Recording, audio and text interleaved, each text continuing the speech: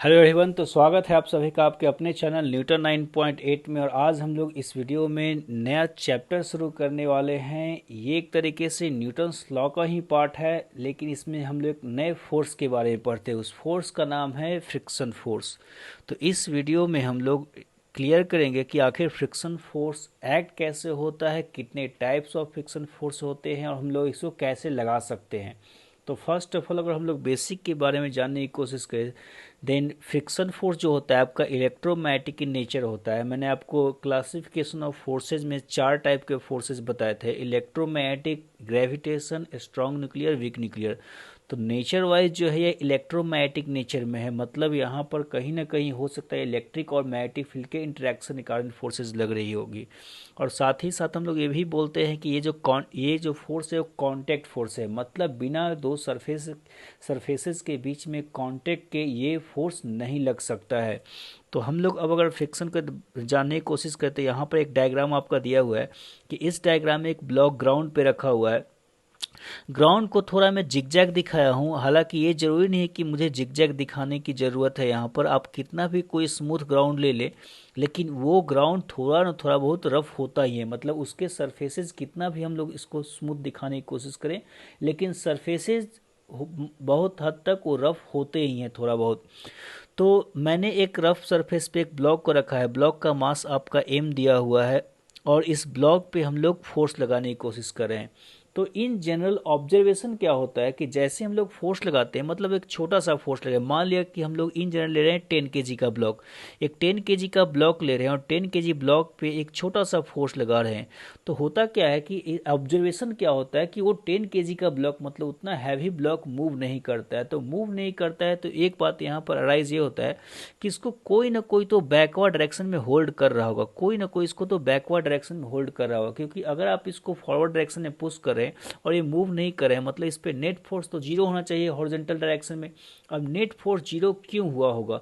देखिए, अगर हम लोग फोर्सेज इन जनरल फोर्सेज को दिखाने की कोशिश करें तो जो फोर्सेज इस पे हम लोग अभी तक पढ़े हैं, एक फोर्स हो अपर डायरेक्शन में, that is normal reaction, and the other force is mg. So these forces are only acting in vertical direction, so there must be some horizontal force which is able to oppose this external force F, right?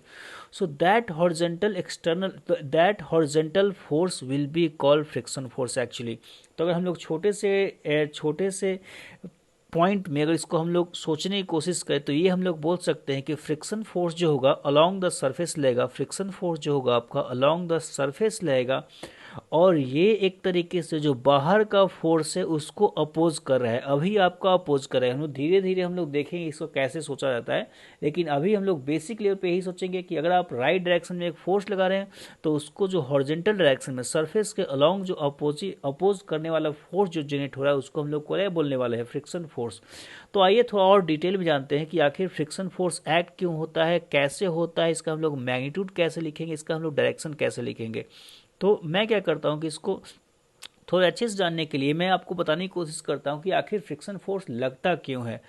तो ऐसा होता है कि इसको अगर हम लोग जो डायग्राम है, जो सरफेस है, उसको अगर हम लोग जूम इन करें, जूम इन करने का मतलब आपको मोबाइल के स्क्रीन को जूम इन नहीं करना है। मैं आपको यहाँ पर दिखा रहा हूँ कि इसमें होता क्या है कि जैसे इस जो कॉन्टेक्ट सरफेस उसको मैं अगर जूम इन करूँ तो डजेंट मैटर हम लोग इस सरफेस को कितना स्मूथ दिखाएं हैं, ये सरफेस हमेशा थोड़ा ना थोड़ा बहुत जिगजैग इस टाइप का होता है। अगर आप इसको माइक्रो लेवल देखेंगे तो आपको ऐसा जिगजैग सरफेस होगा, और उस पर एक ब्लॉक आप जो रखे हैं वो ब्लॉक का सरफेस भी आपका जिगजैग पाथ की तरफ होगा, जिगजैग सरफेस का होगा। और ये दोनों एक दूसरे पे इस तरह से रखे हुए होंगे।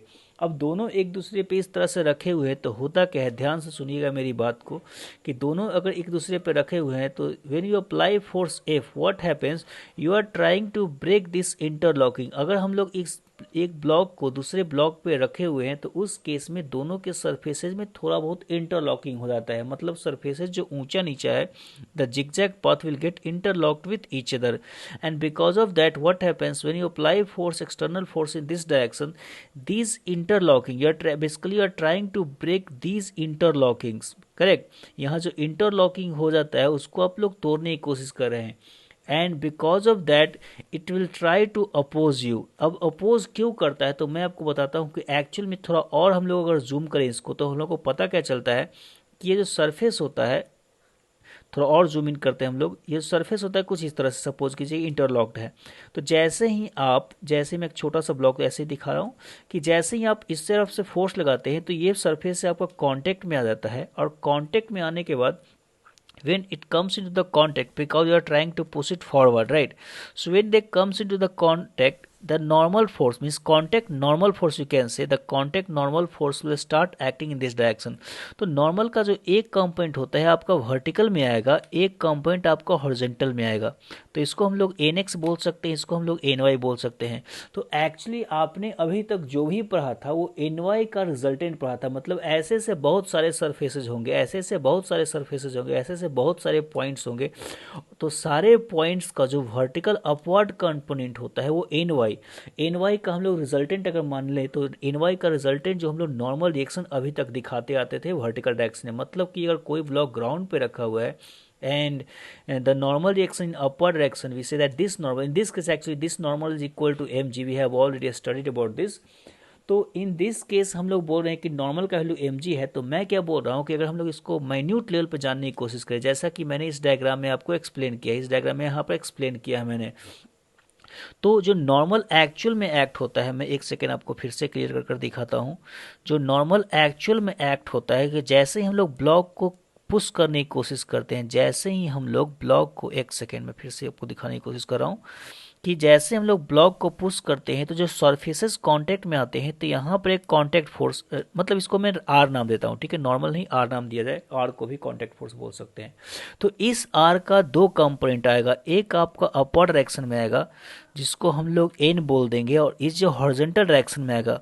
और ये बात मैं पहले ही बता रहा हूँ कि ऐसे ऐसे आर हर पॉइंट्स पे, मतलब जहाँ जहाँ कांटेक्ट होगा वहाँ वहाँ आर एक्ट होगा। फॉर एग्जांपल यहाँ पर भी होगा, यहाँ पर सारे जो पॉइंट्स कांटेक्ट यहाँ बना रहे हैं इन सारे पॉइंट्स पे आर एक्ट होगा, ठीक है। और सारे आर का जो, सारे पॉइंट्स पे जो आर एक्ट हो रहे हैं, सारे का जो रिजल्टेंट, मतलब सारे का जो वर्टिकल कंपोनेंट होगा अपवर्ड डायरेक्शन में, उसका रिजल्टेंट हम लोग नॉर्मल बोल देंगे, जो कि mg के बराबर आप बोला करते हैं। और उनका जो हॉरिजॉन्टल डायरेक्शन में नेट रिजल्टेंट आएगा, मतलब यहाँ पर भी हॉरिजॉन्टल आएगा, नेक्स्ट सरफेस पे ही हॉरिजॉन्टल, तो हर जगह आपका ऐसे ही हॉरिजॉन्टल आएगा। मैं यहाँ पे अगर दिखाने की कोशिश करूँ तो हर पॉइंट पे आपका हॉरिजॉन्टल आएगा, शायद आपको नहीं दिख रहा होगा, मैं फिर से दिखाने की कोशिश कर रहा हूँ। हर पॉइंट पे एक सेकेंड, अभी भी नहीं दिख रहा है, हर पॉइंट पे आपको हॉरिजॉन्टल डायरेक्शन में आपका एक्ट होगा। तो इन सारे के हॉरिजॉन्टल कंपोनेंट्स का, आर के हॉरिजॉन्टल कंपोनेंट्स का एडिशन को आप सारे के आर के हॉरिजॉन्टल कंपोनेंट के एडिशन को आप बोलते हैं फ्रिक्शन, और वर्टिकल कंपोनेंट के रिजल्टेंट को आप बोलते हैं actually normal reaction. So that's why the friction force is also a type of contact force, and actually it's a type of contact force in which the resultant is taken along horizontal direction. Resultant, or you can say the component of contact force is taken along horizontal direction, मतलब R का जो component ले रहे हैं उस are का component जो horizontal में आ रहा है, नेट जो कंपोनेंट हॉरिजॉन्टल में आ रहा है, that is equal to friction force, and the vertical component is equal to normal reaction. तो इस तरह से हम लोग फ्रिक्शन को सोच सकते हैं। तो आपसे इसीलिए कभी कभी पूछता है कि what is the net contact force, friction पढ़ने के बाद आपसे पूछा कि what is the net contact force between the block and the ground, तो आप बोल सकते हैं कि इस केस में फ्रिक्शन और नॉर्मल का जो रिजल्टेंट हो जाएगा, मतलब आप स्क्वायर रूट कर रिजल्टेंट निकालेंगे। फिर से मैं डायग्राम से दिखा रहा हूँ आपको। आपसे पूछेगा कि नेट कांटेक्ट फोर्स ग्राउंड और ब्लॉक के बीच में कितना हुआ, तो आप क्या बोलेंगे, फ्रिक्शन को पढ़ने के बाद आपको बोलेगा कि नॉर्मल और जो फ्रिक्शन का जो रिजल्टेंट आ रहा है, that resultant is going to give you the net contact force between the block and the ground, right, between the block and the ground, correct. so what I am saying, what I am explaining here, wait a second, इसको थोड़ा हम लोग clear कर लिया जाए, there is a little bit of distraction outside. So मैं अब क्या बोल रहा हूँ कि अब हम लोग फिर से शुरुआत में आते हैं कि मैंने क्या आपको बोला कि फाइनली इस सरफेस को अगर आप जूम इन करते हैं तो आपको ये सरफेस कुछ इस तरह से दिखाई देगा, आपको ये सरफेस कुछ इस तरह से दिखाई देगा, और दूसरा सरफेस भी आप मतलब कुछ इस तरह से मैं दिखा सकता हूँ, ठीक है, जरूरी नहीं है कि एग्जैक्टली एक दूसरे पर इंटरलॉक्ड हो गए। तो ए फोर्स आपने लगा रहा था, तो उसके कारण यहाँ जो नेट हॉरिजॉन्टल कंपोनेंट आया, नेट जो हॉरिजॉन्टल डायरेक्शन में आपका फोर्स आया, वो फोर्स जो आ रहा है आपको उसको क्या बोल रहे हैं, फ्रिक्शन फोर्स। वो फोर्स क्या बोल रहे हैं, फ्रिक्शन फोर्स। तो अब होता क्या है, देखिए टाइम के साथ फ्रिक्शन कैसे कैसे बिहेव करता है। तो मैं क्या बोलूँगा कि आप इमेजिन कीजिए, मैं एक जस्ट हाइपोथेटिकल वैल्यू ले रहा हूँ कि आपने यहाँ पर एफ का 1 न्यूटन फोर्स लगाया तो ब्लॉक ने मूव नहीं किया। तो ब्लॉक ने मूव नहीं किया तो आप बोल सकते हैं कि फ्रिक्शन का वैल्यू कितना होगा, 1 न्यूटन होगा, ठीक है। फिर आप क्या किए कि फोर्स को बढ़ाकर फिर से 2 न्यूटन किए, फिर से सोचे कि ब्लॉक नहीं मूव कर रहा है, it means this friction force is also 2 Newton. Suppose you applied 3 Newton, so it means, and if the block is suppose still not moving, then you will say that friction force is also equal to 3 Newton, right. So basically क्या हो रहा है कि जैसे जैसे हम लोग F का वैल्यू बढ़ा रहे हैं वैसे वैसे फ्रिक्शन फोर्स का ही वैल्यू बढ़ रहा है। तो हम लोग ऐसा बोल सकते हैं क्या कि the friction force is self adjusting force. The friction force is self adjusting, मतलब ये अपने वैल्यू को एडजस्ट कर रहा है, अपनी वैल्यू क्या कर रहा है, ये एडजस्ट कर रहा है, ठीक है। तो इसी कारण से हम लोग सेल्फ एडजस्टिंग फोर्स बोल सकते हैं। अब बात करें कि देखिए फिर से मैं आगे इमेजिन करता हूँ कि मान लीजिए कि फोर्स को मैं बढ़ाते गया, सडनली क्या हुआ कि एक सफिशिएंट वैल्यू होने के बाद ये बॉडी मूव करने लगता है। तो आप बोल सकते हैं कि एक्चुअली इसमें होता क्या, हम लोग को पता क्या चलेगा कि suppose the force you increase the value of force up to 10 newton, और जैसे हम लोग 10 न्यूटन अप्लाई किए वैसे ही ब्लॉक क्या करना शुरू कर दिया, मूव करना शुरू कर दिया। तो हम लोग ऐसा बोल सकते हैं कि the maximum value of friction force which can be provided on this block is 10 Newton, क्योंकि आपने ये जो फ्रिक्शन है कब तक टॉलरेट किया, this friction is tolerating the external force up to 10 newton, right. So it means we can say that the friction force can have maximum value of 10 newton in this case, right. तो ऐसे हम लोग कुछ maximum value निकालते हैं। फिर actually आगे की बात प्रैक्टिकल है कि प्रैक्टिकल ये है कि जैसे ही ब्लॉक का मूव करना शुरू कर देता है तो वैसे ही ये ब्लॉक में रविंग आपका शुरू हो जाएगा और ब्लॉक मूव करते जाएगा। अब ऐसा मतलब ये, इसका मतलब ये नहीं कि जैसे ही ब्लॉक मूव करना शुरू कर देगा फ्रिक्शन फोर्स एक्ट होना बंद हो जाएगा, नहीं। फ्रिक्शन फोर्स आप उस टाइम भी फील कर सकते हैं। कैसे फील कर सकते हैं, तो आप ऐसे ही इमेजिन कर सकते हैं, you can imagine it like this, when you start pulling this block and if this block is moving on rough surface, so you always hear some kind of some kind of rubbing between the surfaces. It means the friction is still trying to oppose your motion, friction is still trying to oppose your motion, and basically in that case the friction will be acting, which is called kinetic friction force. Listen again what I am saying, that when the block will start moving, when the block will start moving in this direction, the friction will still acting on this block, right, but that friction force will be called kinetic friction force. kinetic friction force क्यों हम लोग बोल रहे हैं, क्योंकि दोनों surfaces, इस और इसके सरफेस के बीच में आपका क्या हो रहा है, आपका रिलेटिव मोशन हो रहा है, मतलब एक दूसरे पे दोनों रब कर रहे हैं। तो फिर से मैं रिपीट कर रहा हूँ आपका बातों को। होता क्या कि आप फोर्स को बढ़ा रहे हो, आप फोर्स को बढ़ा रहे हो, फ्रिक्शन फोर्स बढ़ रहा है, फ्रिक्शन फोर्स क्या हो रहा है, बढ़ रहा है।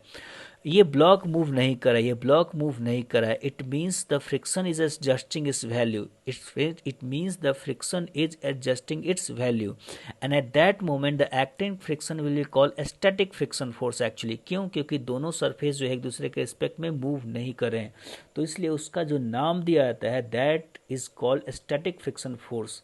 और जैसे ही आप फोर्स को बढ़ाते बढ़ाते बढ़ाते बढ़ाते, मैं एग्जांपल ले रहा हूँ कि सपोज कि आपने 10 न्यूटन कर दिया, तो 10 न्यूटन पे ब्लॉक सपोज करिए मूव करना शुरू कर दिया, मूव करना शुरू कर दिया, तो हम लोग ये बोल सकते हैं कि जो फ्रिक्शन फोर्स यहाँ जो होल्ड कर सकता था मैक्सिमम 10 न्यूटन तक होल्ड कर सकता था, 10 न्यूटन से फोर्स बढ़ने के बाद फ्रिक्शन क्या बोलेगा कि now you can start moving because I can tolerate more than 10 newton, right. आपने भी ऐसा एक्सपीरियंस किया होगा, किसी ब्लॉक पे अगर आपको पुश करना होता है, किसी ब्लॉक को अगर आपको क्या करना होता है, ये आप है, ठीक है, और आप इसको पुश करने की कोशिश करें तो आप थोड़ा सा फोर्स लगाते हैं तो नहीं मूव करता है, और फोर्स बढ़ाते हैं और फोर्स बढ़ाते हैं, तो सडनली क्या होता है कि जैसे ही फोर्स बढ़ाते बढ़ाते एक सफिशिएंट फोर्स के बाद ये ब्लॉक क्या करना शुरू कर देता है, मूव करना शुरू कर देता है। तो आप इसमें बोल सकते हैं कि basically you have exceeded the value of friction force, you have exceeded the value of friction force. Basically you are applying the force into this direction and the friction force is trying to oppose you into this direction, and once your force will exceed the friction force, maximum friction force actually you can say,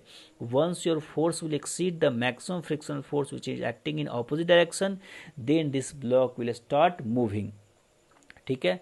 तो let's summarise all this things. होता क्या है, मैं फिर से explain कर रहा हूँ, होता क्या है कि जैसे जैसे ही आप फोर्स को बढ़ाते हैं, फ्रिक्शन फोर्स बढ़ते जाता है शुरुआत में, बढ़ते जाता है, तो इससे हम लोग बोल सकते हैं कि अपने वैल्यू को एडजस्ट कर रहा है। और उस मोमेंट पे अगर ब्लॉक नहीं मूव कर रहा है, अगर ब्लॉक नहीं मूव कर रहा है, तो उसको आप क्या बोलते हैं? स्टैटिक फ्रिक्शन फोर्स, क्योंकि ब्लॉक और सरफेस के बीच में कोई मोशन नहीं है।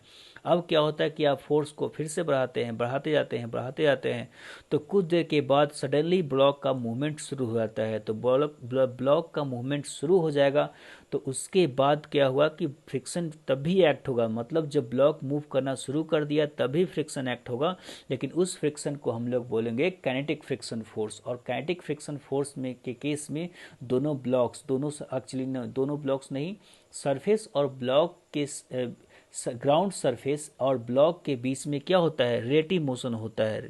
सरफेस ग्राउंड के सरफेस और ब्लॉक के सरफेस के बीच में, इन दोनों सरफेसेस के बीच में क्या होता है? स्लिपिंग होता है, दोनों एक दूसरे पे स्लिप करते हैं, तो उसको हम लोग क्या बोलते हैं? हम लोग काइनेटिक फ्रिक्शन फोर्स। ठीक है। और काइनेटिक फ्रिक्शन फोर्स ऑब्वियस है कि आप फोर्स ऐसे लगा रहे हैं तो काइनेटिक फ्रिक्शन फोर्स ऐसे बैकवर्ड में एक्ट होता है। एक और ऑब्जर्वेशन है कि जो काइनेटिक फ्रिक्शन होता है वो वैल्यू कांस्टेंट होता है, काइनेटिक फ्रिक्शन फोर्स का वैल्यू कांस्टेंट होता है। मतलब क्या होगा कि जैसे ही आप ब्लॉक को मूव करते रहेंगे तो मूव करने शुरू करेंगे, तो जब ब्लॉक को आप मूव करना शुरू कर देंगे तो उसके बाद आप कितना भी फोर्स का वैल्यू बढ़ाते जाएं, लेकिन जो बैकवर्ड में एक्ट होगा kinetic friction force, that value will be constant. ये वैल्यू क्या होगा? आपका कांस्टेंट होगा।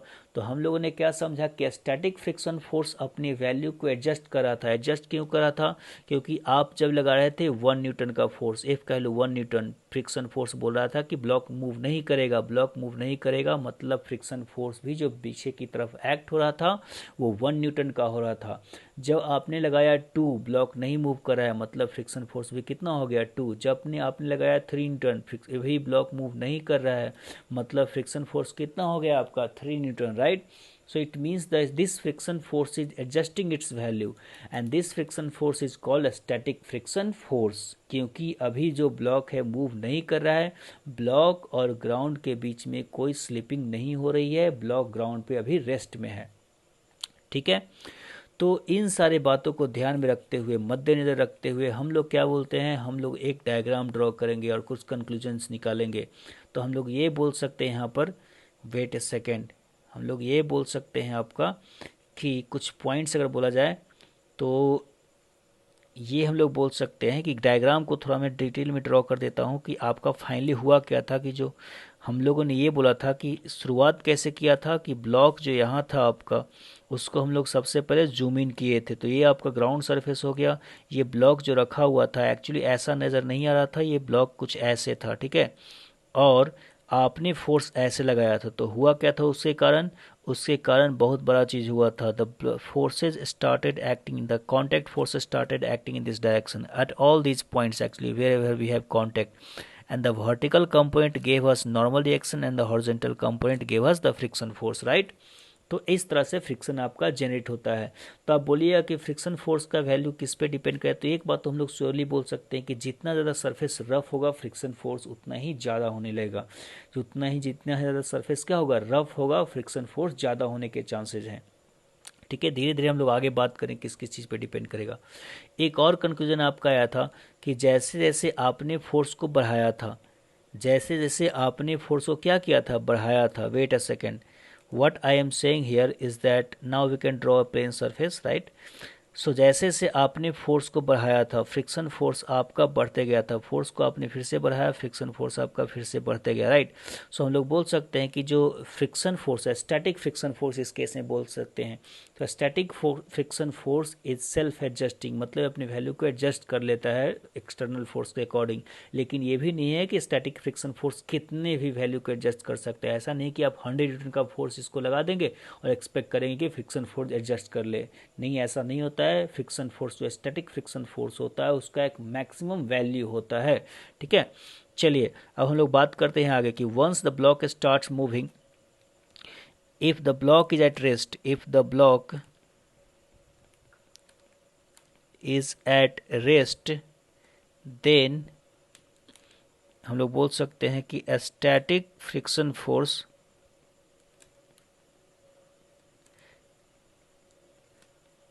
acts on the block. It is self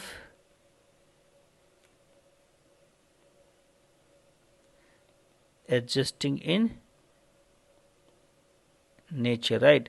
this static friction force is self adjusting in nature, मतलब अपनी वैल्यू को एडजस्ट कर लेगा, ठीक है। तो इस तरह से हम लोग बोल सकते हैं, राइट। चलिए अब हम लोग आगे बढ़ते हैं, आगे आते हैं हम लोग। Once the block starts moving, once the block starts moving, the kinetic friction force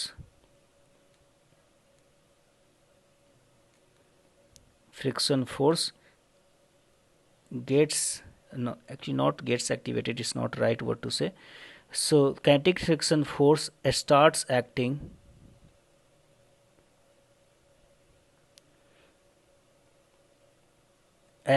on the block, ठीक है, and it has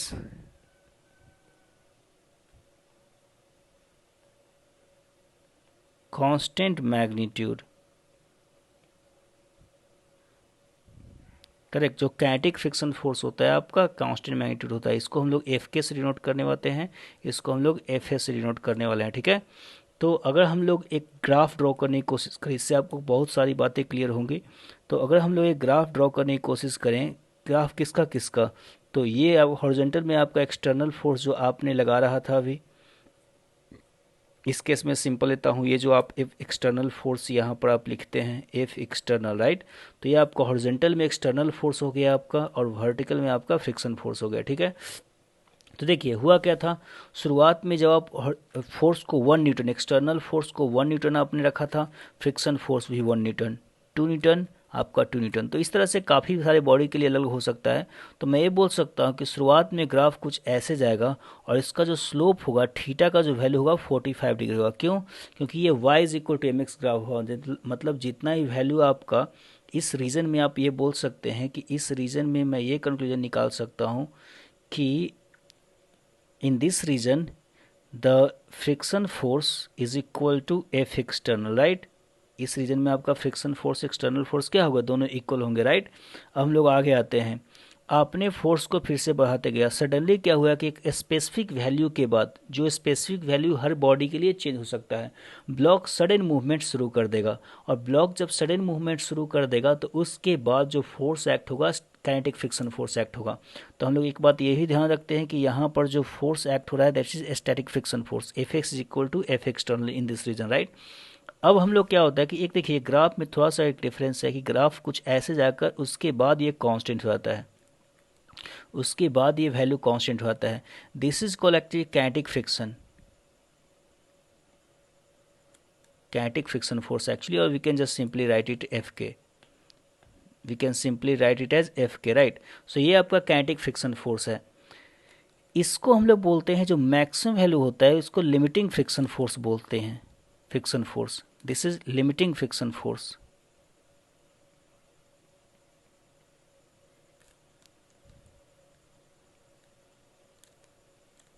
ठीक है।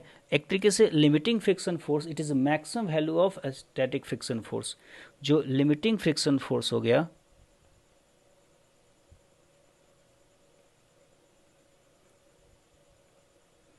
this is nothing but maximum value of static friction force, right.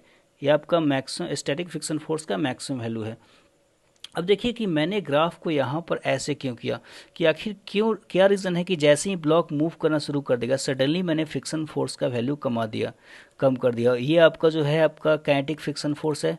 So this is actually F के, this value is F के and it will be constant even if will increase the force external. आप देख सकते हैं कि मैं external force को increase किए जा रहा हूँ, लेकिन आपका फिर भी जो काइनेटिक फ्रिक्शन फोर्स है वो कांस्टेंट है।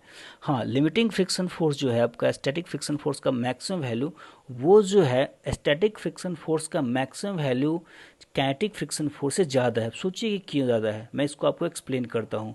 तो एक्चुअली होता क्या है, तो एक्चुअली हम लोग ये बोल सकते हैं कि देखिए, मैं इसको फिर से यहाँ से एक्सप्लेन कर देता हूँ कि देखिए इसमें होता क्या है कि आप इमेजिन कीजिए कुछ इस तरह से कि आपका कोई ब्लॉक रेस्ट में है, आपका कोई ब्लॉक क्या है, रेस्ट में है। तो आप उस पर फोर्स लगा रहे हैं, ब्लॉक नहीं मूव कर रहा है, मतलब आप बोल रहे हैं क्या कि जो एक्सटर्नल फोर्स है वो स्टैटिक फ्रिक्शन फोर्स है। एक्सटर्नल फोर्स और जो स्टैटिक फ्रिक्शन फोर्स है वो दोनों एक दूसरे को क्या कर रहे हैं, बैलेंस आउट कर रहे हैं। लेकिन आपने कभी ऐसा एक्सपीरियंस किया होगा जिसमें हम लोग क्या करते हैं कि बॉल को जैसे ही ब्लॉक को पुश कर कर मूव करना शुरू करते हैं, वैसे ही उसको और मूव करवाना आसान हो जाता है, उसको और मूव करना आसान हो जाता है। Why? Just imagine like this, suppose you are pushing a bed or something, correct? Suppose you are pushing your bed or something, so once the bed starts moving it's quite easier to push it further, right? जैसे ही आपका bed move करना शुरू करता है, जैसे ही कोई bed है आपका, उसको आपने ज़्यादा पुश किया होगा तो इसलिए मैं आपको इसलिए एक्सप्लेन कर रहा हूँ। जैसे ही आपका बेड मूव करना शुरू करता है, आप पुश ऐसे बोल सकते हैं आप पुश करें नहीं मूव करें, ठीक है, but once it sets into the motion it's quite easier to push it further, right? So क्यों ऐसा होता है? क्योंकि जब तक आपका ब्लॉक रेस्ट में था स्टैटिक फ्रिक्शन फोर्स एक्ट हो रहा था, और स्टैटिक फ्रिक्शन फोर्स का जो मैक्सिमम वैल्यू होता है, जिसको आप लिमिटिंग फ्रिक्शन फोर्स यहाँ पर बोलते हैं, यहाँ पर क्या बोलते हैं, लिमिटिंग फ्रिक्शन फोर्स। तो स्टैटिक फ्रिक्शन फोर्स का जो मैक्सिमम वैल्यू है वो काइनेटिक फ्रिक्शन फोर्स से ज़्यादा है। मतलब ये हुआ कि एक बार जैसे उसको आप मोशन में कर दिए सेट, आपने जैसे उसको मोशन में सेट किया, उसके बाद काइनेटिक फ्रिक्शन फोर्स एक्ट होगा, और काइनेटिक फ्रिक्शन फोर्स जो है वो स्टैटिक के मैक्सिमम वैल्यू से कम है, ठीक है। तो मतलब मैं ये बोल सकता हूँ कि सपोज स्टैटिक फ्रिक्शन का मैक्सिमम वैल्यू 11 न्यूटन है, स्टैटिक फ्रिक्शन का मैक्सिमम वैल्यू जो आपका है 11 न्यूटन है, और काइनेटिक फ्रिक्शन आपको जैसे दिखाया गया यहाँ पर थोड़ा कम है, थोड़ा सा कम रहता है आपका, तो suppose this value is 10 newton, correct. So आपको जो मूव करवाने हैं, जैसे ही मोशन को शुरू करने के लिए 11 न्यूटन लगेगा, मोशन को शुरू करने के लिए आपको 11 न्यूटन का फोर्स लगेगा, लेकिन मोशन जैसे ही शुरू हो गया उसके बाद आपको 11 नहीं बस 10 ही लगेगा आपका। मतलब आप उतना ही अगर फोर्स लगाते रहते हैं, जो कि आप 11 न्यूटन आपने लगाया था 11 न्यूटन उसको मूव करवाने के लिए, आपने क्या लगाया था 11 न्यूटन उसको मूव करवाने के लिए, तो आपने उतना ही अगर फोर्स लगाते रहेंगे, आप अगर 11 न्यूटन का फोर्स लगाते रहेंगे, तो उस केस में ब्लॉक के पास मूव करने के बाद और ज़्यादा स्पीड आएगा। क्यों? क्योंकि ब्लॉक को मूव करवाने के लिए बस 10 न्यूटन का फोर्स चाहिए, बस कितना चाहिए, 10 न्यूटन का ही फोर्स चाहिए, करेक्ट। सो मैं क्या बोल रहा हूँ, अब मैं क्या बोल रहा हूँ कि जो लिमिटिंग फ्रिक्शन फोर्स का जो मैक्सिमम वैल्यू है that will be greater than kinetic friction force. और एक और रीज़न होता है, एक और रीज़न मैं आपको इसको ऐसे एक्सप्लेन कर सकता हूँ, आप इसको छोड़िएगा तो आपको एक्सपीरियंस के बेसिस पे है, ऐसा नहीं कि इसमें कुछ आपको एडवांस थ्योरी मिलने वाला है, एक्सपीरियंस के बेसिस पे है। तो मैं क्या बोल रहा हूँ कि इमेजिन कीजिए कि कोई ब्लॉक रखा हुआ है, ठीक है, आपको तो पता है जो सरफेस होता है जिगजैग होता है, तो ये ब्लॉक कोई ग्राउंड पे रखा हुआ है और काफ़ी देर से रखा हुआ है, तो धीरे धीरे क्या होता है कि इंटरलॉकिंग अच्छी हो जाती है, इंटरलॉकिंग काफ़ी ज़बरदस्त हो आती है।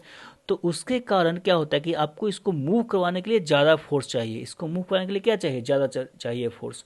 लेकिन जैसे ही आप इसको थोड़ा सा मूव करवाते हैं, वैसे ही आपका इंटरलॉकिंग टूट जाता है।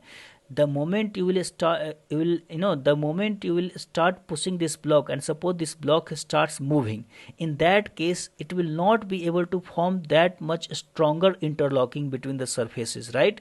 मैं क्या बोल रहा हूँ कि जैसे ही ब्लॉक मूव करना शुरू कर देगा, उसके बाद इंटरलॉकिंग, ये जो सरफेस के बीच में इंटरलॉकिंग आराम से जो दोनों सरफेस बैठा हुआ था इंटरलॉक कर कर, तो उसके बाद आप जब मूव करवा देंगे तो उसके बाद जो इंटरलॉकिंग होगी वो उतनी अच्छी नहीं हो पाएगी। मतलब आप ऐसे समझिए, बिल्कुल ऐसे मानिए सरफेसेस को, ऊपर ये नीचे का सरफेस हो गया, ये ऊपर का सरफेस हो गया।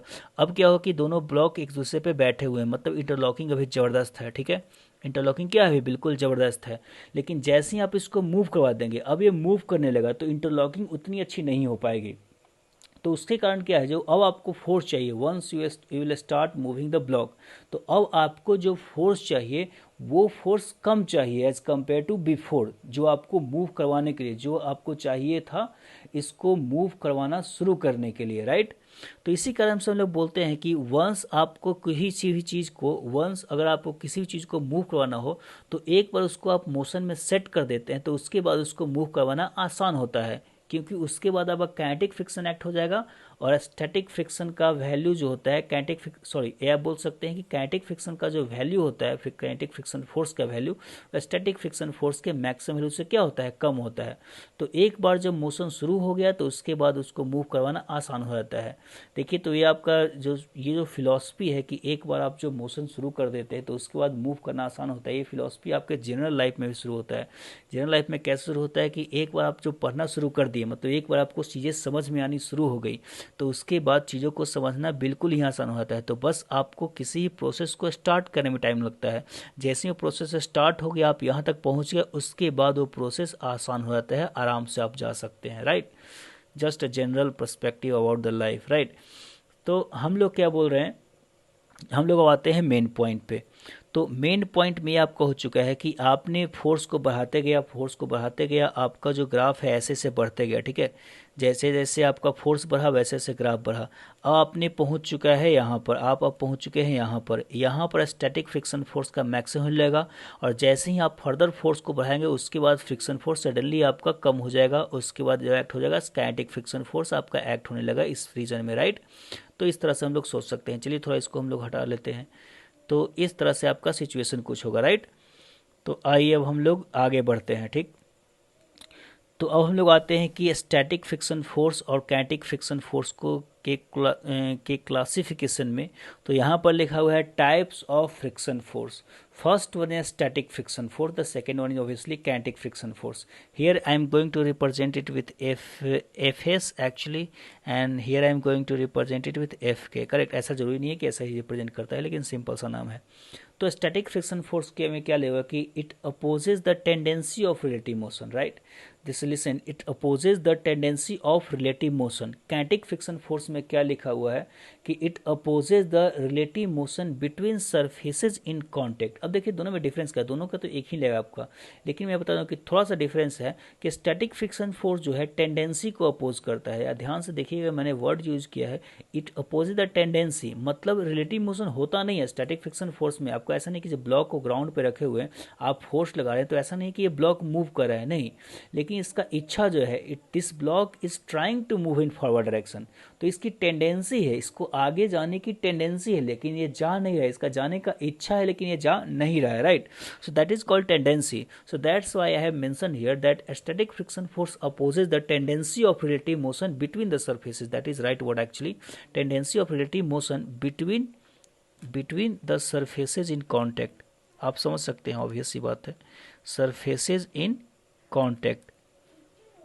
तो इसमें हम लोग ये बोल सकते हैं कि ये जो ब्लॉक है अभी ये जाना चाह रहा है लेकिन ये जा नहीं रहा है, मतलब इसके पास एक टेंडेंसी है, ठीक है। तो उसको अपोज करा है, मतलब इस ब्लॉक पे जो है फ्रिक्शन फोर्स बैकवर्ड में लग रहा है क्योंकि ब्लॉक जाना चाह रहा है फॉरवर्ड, राइट। सो ये टेंडेंसी को जो फ्रिक्शन फोर्स है, static friction force, this static friction force is trying to oppose the tendency of relative motion of this block, right. चलिए अब हम लोग आगे बात करते हैं। काइनेटिक फ्रिक्शन फोर्स है, तो इसमें लिखा हुआ है क्या कि it opposes the relative motion between the surfaces in contact, मतलब इसमें टेंडेंसी नहीं, इसमें एक्चुअली मोशन होता है। जैसे कि आप ब्लॉक को आगे फोर्स लगाएंगे तो ब्लॉक एक्चुअली में आगे जाता है किसी स्पीड से, एक्सेलेरेशन से, और उस केस में जो बैकवर्ड डायरेक्शन में जो फ्रिक्शन फोर्स लगता है उसको हम लोग काइनेटिक फ्रिक्शन फोर्स बोलते हैं, ठीक है। अब हम लोग आगे आते हैं, थोड़ा अगले पॉइंट्स पे पढ़ते हैं। अब स्टैटिक फ्रिक्शन फोर्स और काइनेटिक फ्रिक्शन फोर्स को कैसे लिख सकते हैं हम लोग। तो देखिए जो स्टैटिक फ्रिक्शन फोर्स होता है, स्टैटिक फ्रिक्शन फोर्स, तो static friction force is you can say static friction force is equal to F external. Actually जो एक्सटर्नल फोर्स है, अनबैलेंस्ड एक्सटर्नल फोर्स है, यहाँ दे रहा है कि मैंने डायग्राम सिंपल यूज किया है कि एक्सटर्नल फोर्स जो आपका एक्ट हो रहा था, आप देख रहे हैं काफ़ी जगह एक्सटर्नल फोर्स हम लोग राइट डायरेक्शन में दिखाए हैं, कुछ और आपको इसमें लोचा नहीं करना है, मतलब किसी और एंगल पे नहीं लगाना है। अभी हम लोग शुरुआत करें तो कॉम्प्लिकेटेड इसको करने की कोशिश नहीं करते हैं। तो आप फ्रिक्शन एक्सटर्नल फोर्स आपका बाहर की तरफ लग रहा था राइट साइड में, तो फ्रिक्शन फोर्स आपका बैकवर्ड में लग रहा था, ठीक है। तो आप चाहते सकते तो माइनस साइन दे सकते हैं वेक्टर की तरफ से, तो आप ऐसा बोल सकते हैं। जो काइनेटिक फ्रिक्शन फोर्स होता है उसका वैल्यू जो होता है, हम लोग एक्सटर्नल फोर्स के बराबर नहीं बोलते हैं। तो here we say that F K is equal to actually is equal to mu K into N. Mu K क्या है, नॉर्मल क्या है कि नॉर्मल है, normal reaction between the surfaces in contact, ये है आपका नॉर्मल रिएक्शन, जो सरफेसेस कांटेक्ट में है, और mu K is called coefficient of kinetic friction. इसको आपको ध्यान रखना है, coefficient of kinetic friction, so this is called F के। It depends on surfaces in contact. याद रखना है कि it depends on surfaces in contact, मतलब अगर सरफेस ज़्यादा रफ होगा, अगर सरफेसेज ज़्यादा रफ होंगे तो काइनेटिक फ्रिक्शन कोफिशिएंट ज़्यादा होगा, ठीक है। अगर कम रफ होगा तो काइनेटिक फ्रिक्शन कोफिशिएंट कम होगा। तो हम लोग यही बोल सकते हैं कि इसको कंटिन्यू कर लेते हैं थोड़ा, कि it depends on, we are talking about mu actually, it depends on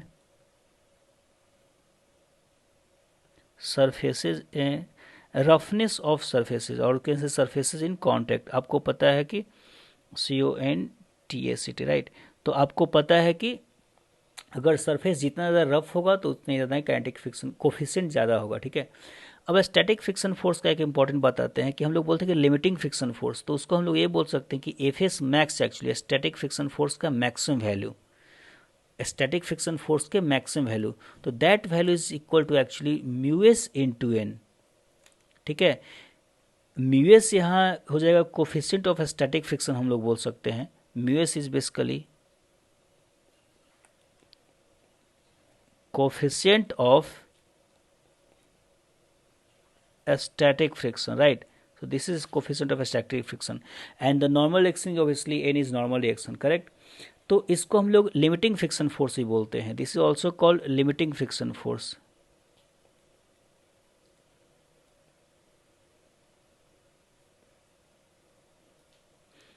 और एक और भी बात होता है कि जो फ्रिक्शन फोर्स की वैल्यू होता है, जो फ्रिक्शन फोर्स की वैल्यू होती है, मतलब एफ एस की value, that is always less equal F S max, correct. और you can say that friction force, जो मैक्सिमम स्टैटिक फ्रिक्शन फोर्स की जो वैल्यू होती है, सॉरी एक बार फिर से मैं रिपीट करता हूँ, जो फ्रिक्शन फोर्स की स्टैटिक फ्रिक्शन फोर्स की जो वैल्यू होती है वो फ्रिक्शन फोर्स के एफएस जो स्टैटिक फ्रिक्शन फोर्स के मैक्सिमम वैल्यू उससे हमेशा कम या बराबर होती है। सिंपल बात है, क्योंकि स्टैटिक फ्रिक्शन फोर्स आपको एक्सटर्नल फोर्स 1 न्यूटन लगा रहे थे तो स्टैटिक फ्रिक्शन फोर्स 1 न्यूटन था, 2 न्यूटन, लेकिन मैक्सिमम कितना हो सकता था, मैंने एग्जांपल में 10 न्यूटन लिया था। तो वही बोल रहा हूँ कि स्टैटिक फ्रिक्शन फोर्स का जो वैल्यू होगा हमेशा उसके मैक्सिमम वैल्यू से कम ही होगा, ठीक है।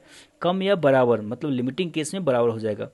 तो इसको हम लोग ऐसे भी लिख सकते हैं, is less equal mu S into N, basically both are same thing because F S max is mu S into N, correct. हाँ, लेकिन एक बात है कि जो काइनेटिक फ्रिक्शन फोर्स का वैल्यू होता है वो लेस इक्वल नहीं होता है, वो कांस्टेंट होता है। Kinetic friction force is constant, हम लोग यही बोल सकते हैं kinetic friction force, kinetic friction force has constant value, right.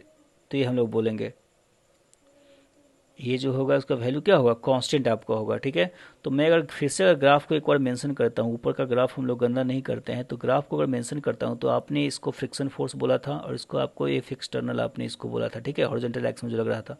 तो आप जैसे जैसे एक्सटर्नल को बढ़ा रहे थे, फ्रिक्शन फोर्स बढ़ रहा था, सडनली आपका मैक्सिमम वैल्यू पे पहुँचता है यहाँ पर, जब तक आप फोर्स को बढ़ाते रहे तो दिस वैल्यू जो है ये लिमिटिंग फ्रिक्शन फोर्स है आपका, ठीक है। और इसको हम लोग हमने अब नाम दिया है कि म्यू एस इंटू एन, इसका वैल्यू क्या है, म्यू एस इंटू एन।